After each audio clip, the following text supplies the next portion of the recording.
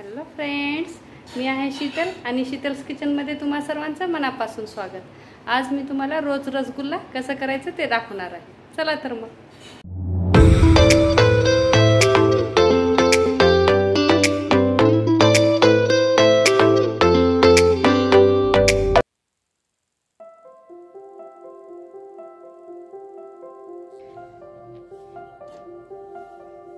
मी इथे विनेगर 1 चमचा आणि 1 चमचा पाणी घेतलेला आहे। हे आपल्याला थोडं थोडं यात ऍड करायचं आहे आणि छान असं व्यवस्थित मिक्स करायचं आहे। आपलं दूध फाटेल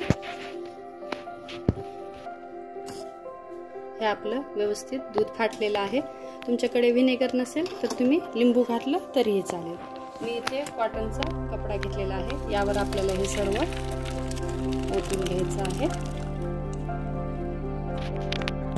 यावर आता थंड पाणी मी ओतून घेणार आहे आणि हे सर्व जे आहे आपल्याला गच्च पिळून घ्यायचं आहे।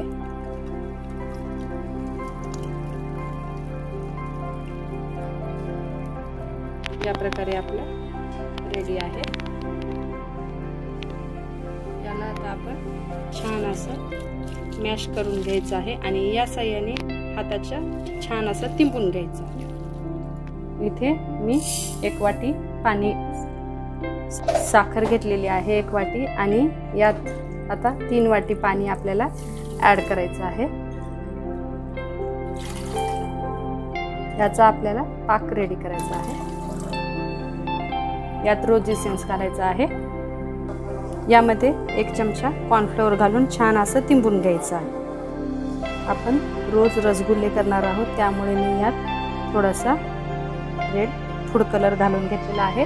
हा कलर ऑप्शनल आहे, तुम्हाला घालायचा नसेल तर तुम्ही तो स्किप केला तरीही चालेल। हे आता आपल्याला छान व्यवस्थित असं मिक्स करून तिंबून घ्यायचं आहे।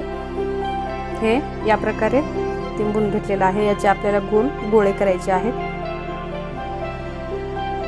या प्रकारे वाव मस्त सर्व आपण रसगुल्ले करून घेणार आहोत। इथे आपले रसगुल्ले रेडी आहेत।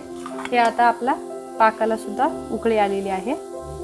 या पाकामध्ये आपल्याला सर्व रसगुल्ले घालून घ्यायचे आहेत। वाव मस्त किती छान दिसत आहेत, पाहू शकता तुम्ही। याला मी 3 ते 4 मिनिट असं झाकून ठेवणार आहे। वाव मस्त तुम्ही पाहू शकता किती छान असे फुगलेले आहेत आपले रसगुल्ले। रसगुल्ले हे आपले रेडी आहेत। गॅस बंद करून देऊ आणि हे रसगुल्ले आता मी थंड करायला थोडेसे फ्रीज मध्ये ठेवणार आहे। वाव मस्त किती छान कलर आणि टेक्स्चर आलेला आहे, तुम्ही पाहू शकता किती मस्त असे फुगलेले आहेत आपले रसगुल्ले।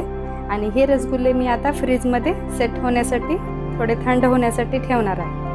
होममेड रोज रसगुल्ले रेडी आहेत आणि माझी ही रेसिपी कशी वाटली हे मला कमेंट्सद्वारे नक्की कळवा।